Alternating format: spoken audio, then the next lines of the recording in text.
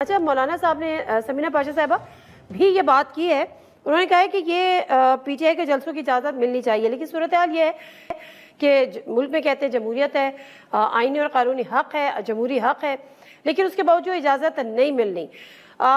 कल जो कुछ हुआ उसके बाद जो ठीक है वो तो हमें पता था, सबको पता था, लेकिन अली अमीन गंडापुर साहब रास्ते से आए, इतनी बातें करके आए, पता नहीं क्या क्या वो उनकी एक आदत है।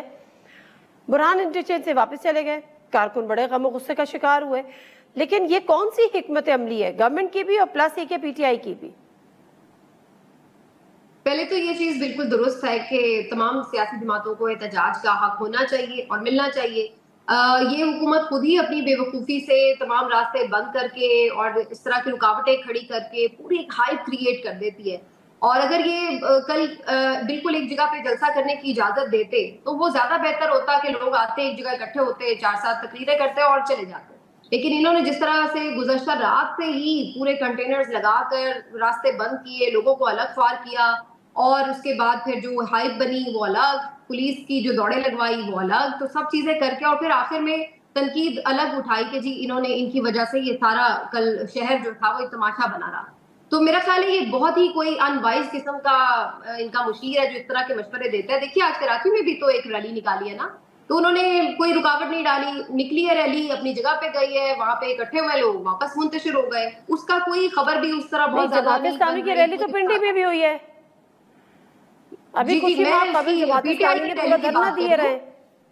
जी, पीटीआई की रैली हाँ की मैं बात कर रही हूँ कि जैसे उन्होंने कराची में आज रैली निकाली थी और कर्जपुर के वो चले जी। भी गए, तो कोई अगर ये इसी तरह उन्हें इजाजत दे देते, इतना रुकावट ना डालें, इस तरह लड़ाई का अपना पूरा माहौल ना बनाएं, आके इस तरीके से एक दूसरे को धमकियां ना लगाएं, तो इतना इशू ही ना बने। ये सारी बेवकूफी इनकी अपनी होती है, रुकावटें डाल के, और पता नहीं कौन सा इन्होंने तमगा सजाना होता है अपने चले, ये तो होती सीने है, के ऊपर। ठीक है, ये होती है, ये अली अमीन गंडापुर साहब की हुकूमत अमली। अली अमीन गंडापुर साहब की जहां तक बात है, इसको भी बहुत ज्यादा डिस्कस किया जाता है कि वो वापस क्यों चले जाते हैं उस तरह। देखिए वो एक जगह पर आए हैं, पंजाब में तो वो बहरहाल दाखिल हो गए थे, पिंडी के भी करीब ही थे।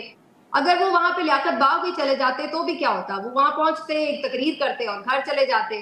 तो वो कौन सा ये कह के आए थे कि उन्होंने आके धरना देना है, या वो कह के आए थे कि भाई मैं तो अडयाला की जो चाबी है वो जेब में डाल के लेके आ रहा हूँ और मैं निकलवा के लेके जाऊंगा।